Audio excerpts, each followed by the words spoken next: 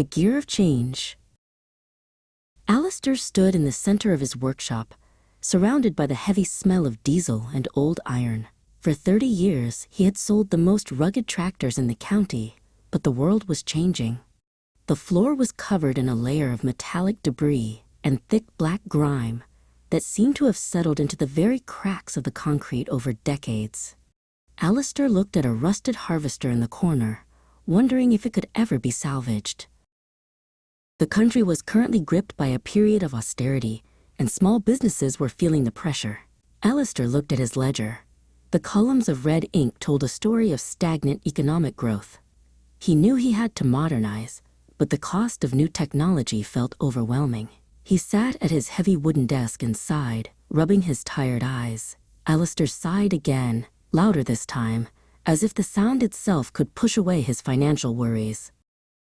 Everything changed when his niece, Ilara, arrived to help. She had an ingenuous way of looking at the world, seeing possibilities where Alistair only saw problems. On her first day, they walked out to the edge of the property. Alistair pointed at the horizon to explain the scale of the local farms. He noted that while the nearest neighbor was far, the valley farm was farther, and the mountain ranch was the farthest client they served. Ilara's first task was to organize the workshop.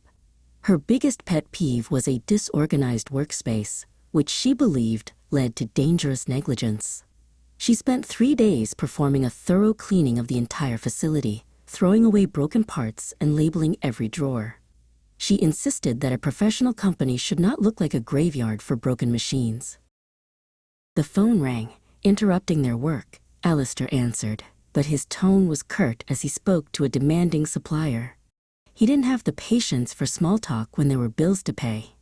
A customer had a complex query regarding the hydraulic capacity of a 20-year-old plow, and Alistair struggled to find the technical manual in the old filing cabinet. "We need a new way to show our products," Ilara suggested, opening her laptop. She showed Alistair a stunning CGI animation of a tractor moving through a field. It looked incredibly realistic. She also pointed out that the protective housing on their latest models needed to be redesigned to look more modern and sleek to attract younger farmers who cared about aesthetics as much as power. They spent the next month taming the chaos of the business. It was vigorous work that required them to be in the shop from dawn until long after dusk. They repaired the old machines and polished the new ones until they shone. Alistair found himself regaining the energy he thought he had lost years ago, inspired by Ilara's relentless drive. Ilara proposed a new marketing strategy. She explained that to stay relevant, they had to take their vision far. They would go further by implementing scrap incentives for farmers who traded in their oldest equipment. She believed this was the furthest they could push the budget while still ensuring a profit in the long run. To survive the winter, they had to adopt several economical measures, such as reducing electricity use and sourcing parts from local manufacturers. As the first new sales contracts were signed, Alistair let out a long, happy sigh. The weight on his shoulders finally felt lighter. He realized that the business was not just surviving, it was beginning to thrive in the new economy. By the end of the year, Alistair was almost bewildered by their success. The workshop was busy, the grime was gone, and the community was talking about the Rugged Roots revival. He looked at Ilara, grateful for her modern perspective.